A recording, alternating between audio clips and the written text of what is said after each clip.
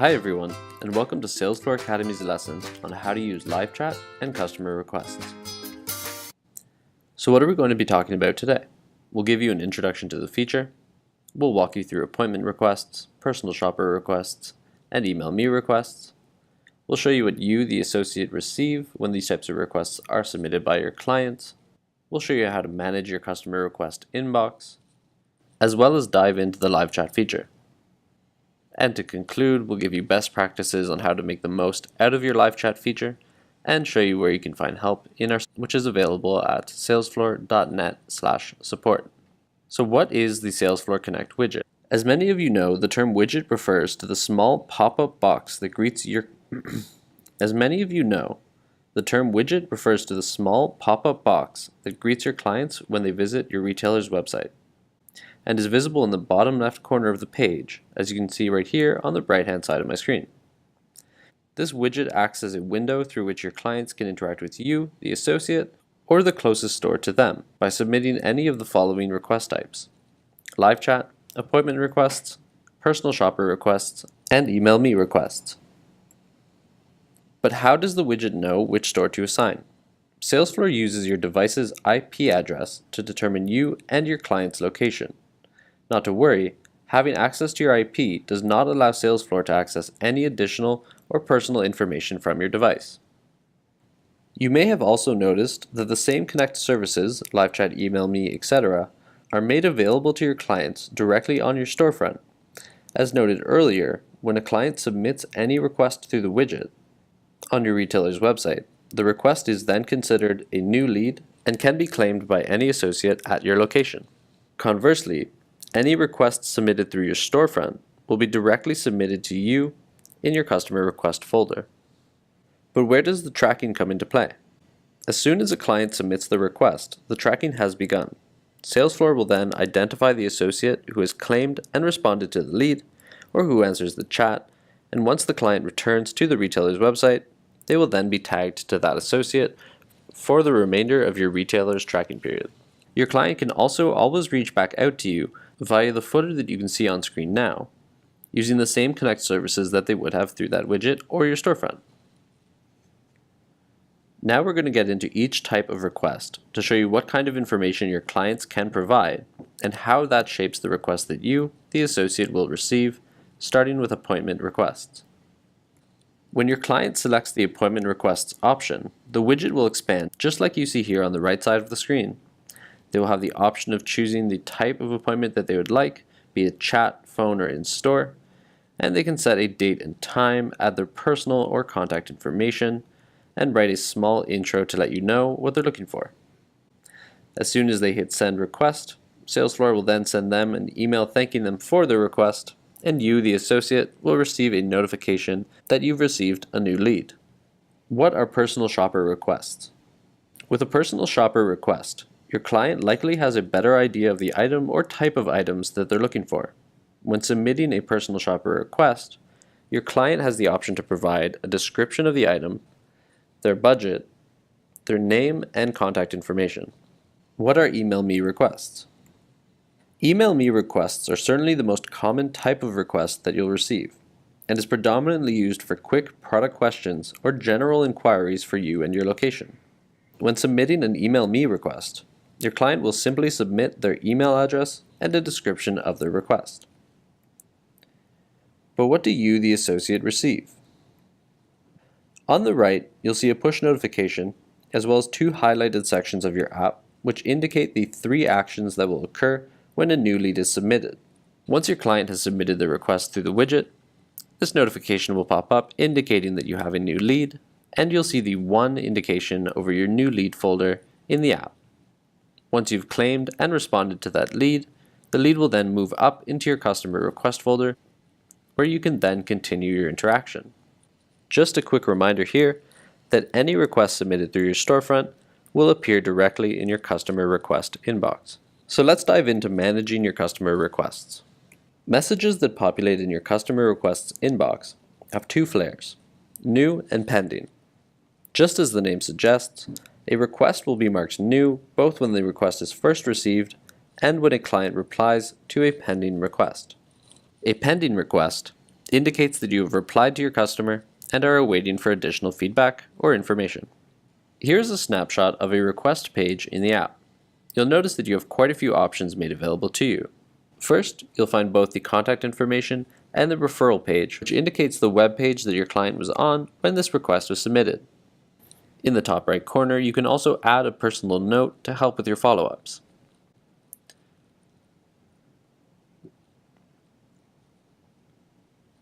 In the request thread portion, you'll find all communications that form the thread of that interaction. And at the bottom, you can reply to the request, you can mark it resolved if you've answered your customer's questions, or in the event that the request requires the attention of the customer service team at your retailer, you have a forward to customer service option made available to you at the bottom right of your app. The more requests you get, the more difficult it can be to navigate your customer request inbox. Not to worry, when in doubt, use the filter option available in the bottom left corner of your screen. Opening the filter option will allow you to customize the view of your inbox. You can choose to view any individual type of request or toggle between your resolved and unresolved requests. Remember, your inbox will remember the last filter selection. Once you have viewed the request you were looking for, it's always a good practice to ensure that your filter is set to all requests and unresolved. On to live chat. When selecting the option to live chat, your client has the option to provide their location, specify the specialty of their request, their name, their email address, and of course their message. Because live chat is a real-time communication feature, live chat requests will only be received by associates whom have turned themselves on for live chat. This will be indicated by the green button in the top right corner of your homepage. When you are receiving an incoming chat on your phone, it will ring and vibrate with a push notification, which you can then click through to respond to that request. Also worth noting is that if you have live chat on, Salesfloor will check in with you every 30 to 40 minutes in order to confirm your availability. But how does Salesfloor determine which associate will receive that chat?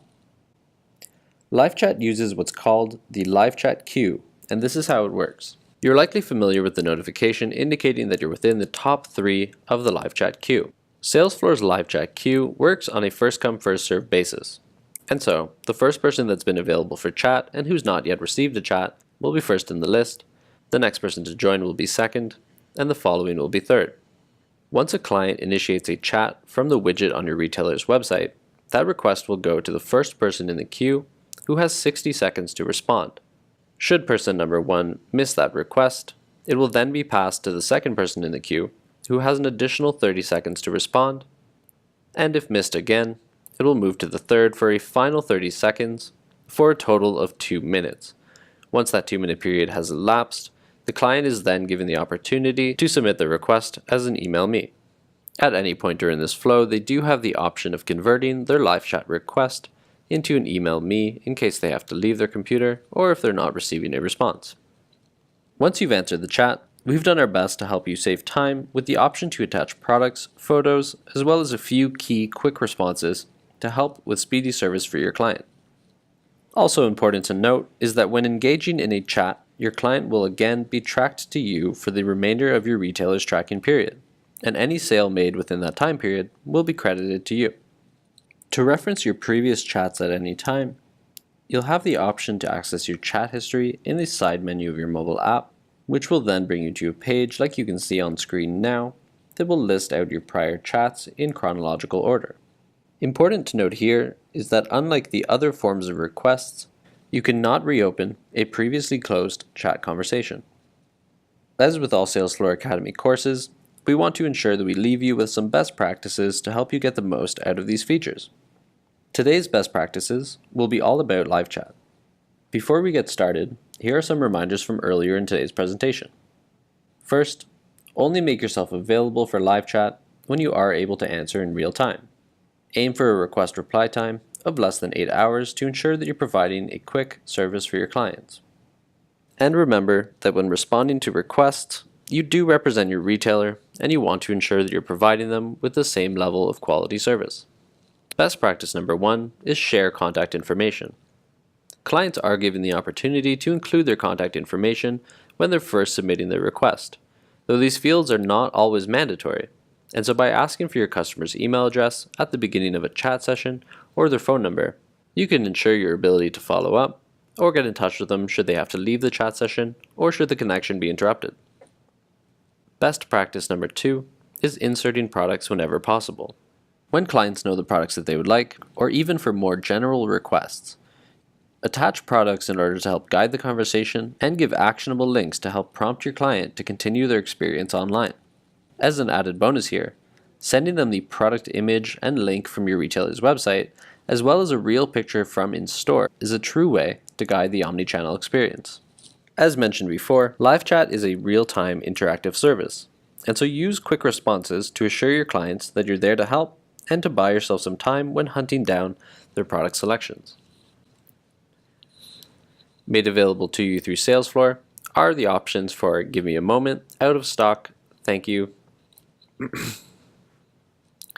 Made available in Salesfloor is the option to buy yourself some. There are four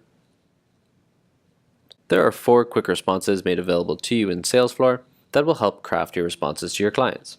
In the downloadable version of this presentation, on this slide you'll find links to the articles from our support center that were used to help create this video.